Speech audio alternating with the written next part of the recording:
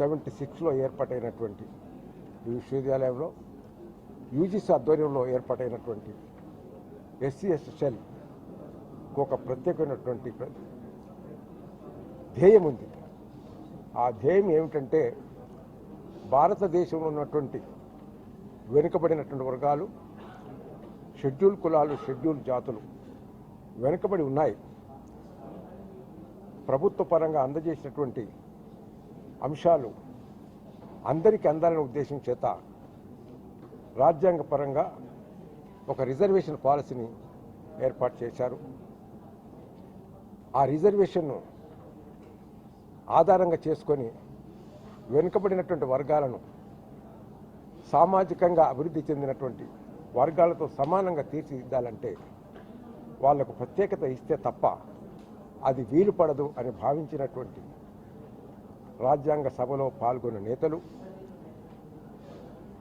రాజ్యాంగ నిర్మాతలు, ఆ నిర్మాతలకు ఆద్యుడైనటువంటి డాక్టర్ బిఆర్ అంబేద్కర్ గారి ఆలోచనలో నుంచి వెలువటటువంటి ఈ మహాగ్రంథమే భారత రాజ్యాంగం. భారత రాజ్యాంగం భారతీయులను ఉద్దేశించినటువంటి, ఏ వర్గానికో, ఏ కులానికో, ఏ మతానికో ఉద్దేశించి కాదు. కాబట్టి ఇవాళ భారతీయులందరూ అర్థం చేసుకున్న అంశం ఏమిటంటే రాజ్యాంగం అనేది సామాజిక న్యాయం కొరకు ఏర్పాటు చేసినటువంటి ఒక విలువైనటువంటి డాక్యుమెంట్, పరిశుద్ధమైనటువంటి డాక్యుమెంట్, విలువైన డాక్యుమెంట్, అందరూ పాటించాల్సినటువంటి డాక్యుమెంట్. సెక్యులర్ అనే కాన్సెప్ట్లో వివిధ కులాలు, వివిధ మతాలు, వివిధ ప్రాంతాలు, వివిధ వర్గాలు ఉన్నటువంటి సమాజంలో సమాజాన్నంతా ఏకీకృతం చేసి సామాజిక ఫలాలను అందించి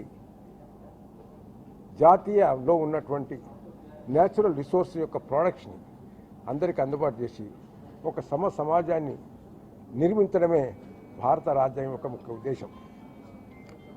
కాబట్టి మనం ఇవాళ ఆధ్యాత్మికంగా, అకాడమిక్గా ఆలోచిస్తున్న సందర్భంలో ఆధ్యాత్మికంగా అనేక డీవియేషన్స్ ఉన్నాయి. కానీ వాళ్ళ భారతీయుల ఆధ్యాత్మిక చింతన బేసిక్ కాన్సెప్ట్ను డీవియేట్ అయ్యి పరిపర విధాల పైనుంచి కేవలము ఆధ్యాత్మిక అంశాలలో కాన్సన్ట్రేషన్ జరుగుతోంది. ఈ క్రమంలో విద్యను నెగ్లెక్ట్ చేస్తున్నారు, వైద్యాన్ని నెగ్లెక్ట్ చేస్తున్నారు, ఆర్థికపరమైనటువంటి అభివృద్ధిని వాళ్ళు నెగ్లెక్ట్ చేస్తున్నారు. దీని ద్వారా పర్యాసం ఏమిటంటే సమాజంలో కొంతమంది బాగుపడతారేమో తప్ప సర్వ సమాజం అభివృద్ధి చెందడానికి అవకాశం లేదు. కాబట్టి కాన్స్టిట్యూషన్ ఇస్ మ్యాండేటరీ. భగవద్గీతతో పాటు, వేదాలతో పాటు, ఉపనిషత్తులతో పాటు, ఖురాన్తో పాటు, బైబిల్తో పాటు, అన్ని గ్రంథాలతో పాటు కాన్స్టిట్యూషన్ కూడా విధిగా చదివితే కాన్స్టిట్యూషన్ అందరి అభివృద్ధికి దోహదం చేస్తుంది. ఆధ్యాత్మికంగా వారు పఠించే గ్రంథాలు వారి యొక్క అభిప్రాయాన్ని డెవలప్ చేయడానికి దోహదపడుతుంది. అల్టిమేట్గా కలుసుకోవాల్సింది ఏమిటి అంటే common place, right to life, right to liberty, right to equality, right to dignity and right to security. ఇది main object of this seminar, and it went on very well so far.